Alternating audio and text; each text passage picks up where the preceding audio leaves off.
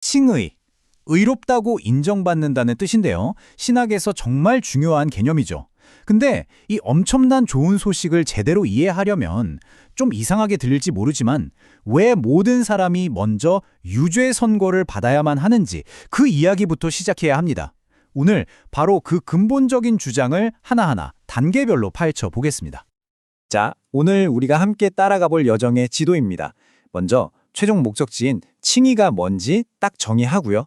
그리고 나서 모든 사람에게 이미 주어졌다는 보편적 계시란 게 뭔지 살펴볼 겁니다. 그 다음에 인류가 그걸 어떻게 거부했는지, 그 결과는 어땠는지, 그리고 마침내 어떤 최종 판결에 이르게 되는지 이 순서대로 따라가 볼게요. 그럼 첫 번째 순서입니다. 이 모든 논증의 결론이자 우리가 도달해야 할 목적지, 바로 칭의가 무엇인지부터 확실하게 짚고 넘어가죠. 왜냐하면 답을 먼저 알아야 우리가 왜 이 복잡한 죄라는 문제의 미로를 통과해야만 하는지 그 이유가 훨씬 명확해지거든요. 여기서 제일 중요한 포인트는 칭의는 우리가 막 노력해서 착해지거나 완벽해지는 게 아니라는 거예요. 이건 법정에서 판사가 내리는 선고 같은 일종의 선언입니다. 피고인이 죄가 있는 게 명백한데도 재판장이 일어나서 무죄! 하고 땅땅땅 선언해버리는 것과 같다고 생각하시면 돼요. 법적인 신분이 바뀌는 거죠. 그런데 말이죠. 이 놀라운 무죄 선언이 도대체 왜 필요한지, 이게 얼마나 대단한 일인지 그 가치를 진짜로 알려면 우리는 이야기의 출발점으로 다시 돌아가야만 합니다. 그러니까 애초에 왜 모든 인류가 유죄 피고인석에 서게 되었는가, 바로 이 근본적인 문제부터 파헤쳐야 한다는 거죠. 자, 그렇다면 모든 인류가 유죄라는 이 거대한 주장은 대체 어디서부터 시작되는 걸까요?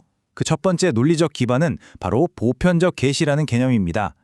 하나님에 대한 지식이 어떤 특별한 사람들에게만 주어진 게 아니라 모든 사람에게, 누구에게나 이미 주어져 있다는 주장이에요. 여기서 바로 이런 질문이 나올 수밖에 없죠. 아니, 성경을 한 번도 본 적도 없고 복음이란 걸 들어본 적도 없는 사람들을 어떻게 죄인이라고 할 수 있냐고요. 이건 정말 중요한 질문인데요.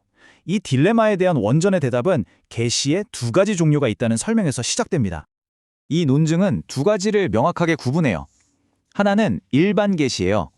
이건 밤하늘의 별을 보거나 거대한 자연 앞에서 누구나 느낄 수 있는 창조주가 있다는 막연한 지식 같은 거죠.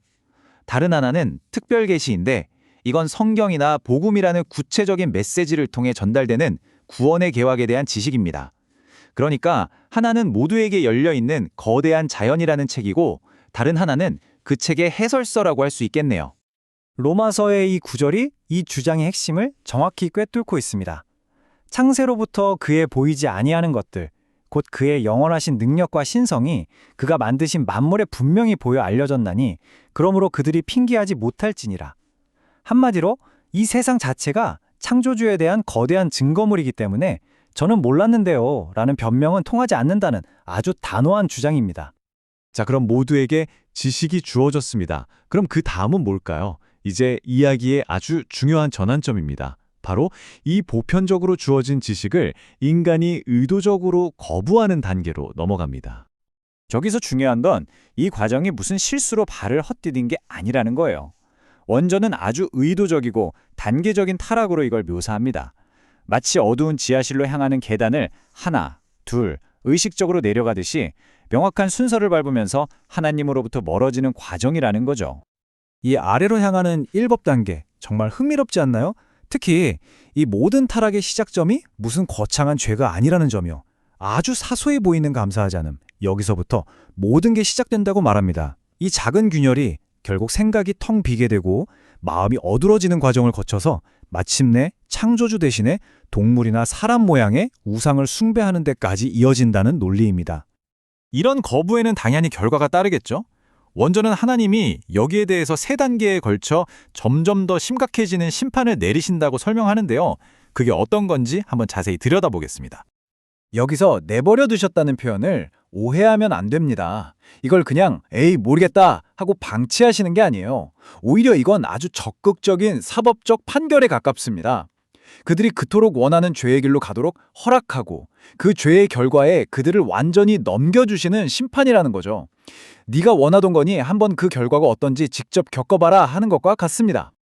이 심판 역시 단계적으로 점점 더 깊어집니다. 처음에는 마음속의 더러움에 넘겨주시고요. 그 다음엔 그게 밖으로 드러나는 부끄러운 욕심에 넘겨주십니다. 그리고 마지막에는 아예 생각과 판단 기준 자체가 망가져버린 타락한 마음에 넘겨주시죠. 죄가 생각에서 행동으로 그리고 결국 그 사람의 존재 자체로 퍼져나가는 끔찍한 과정입니다. 그 최종 결과는 뭘까요? 바로 사회 전체의 붕괴입니다. 이 타락한 마음 상태가 되면 원전은 탐욕, 시기, 살인 같은 흉악한 죄부터 시작해서 부모에게 불순종하는 것에 이르기까지 무려 21가지나 되는 죄의 목록을 나열합니다. 이건 그냥 개인의 문제가 아니라 인간관계와 사회 구조의 근간이 완전히 무너져 내렸다는 걸 보여주는 거죠. 자, 이제 모든 논증의 조각들이 다 모였습니다. 보편적인 지식이 있었고 그걸 의도적으로 거부했고 그 결과 끔찍한 심판에 이르게 됐죠. 이제 이 기나긴 논증의 끝에서 내려지는 최종 판결은 과연 무엇인지 확인해 볼 시간입니다. 우리가 처음 시작했던 질문으로 다시 돌아왔습니다. 하지만 이제는 이 모든 논리적 단계를 거친 후죠. 과연 복음이라는 특정 메시지를 단 한 번도 들어보지 못한 사람들에 대한 최종 판결은 무엇일까요? 이 논증의 최종 결론은 정말 단호하고 어쩌면 듣기에 좀 가혹할 수도 있습니다. 바로 변명할 여지가 없다는 겁니다. 원전은 이게 어떤 감정적인 비난이 아니라 지금까지 우리가 살펴본 모든 논리적 귀결에 따른 아주 정당한 판결이라고 주장하는 거죠. 왜 변명할 여지가 없다는 걸까요? 그 논리는 이렇습니다.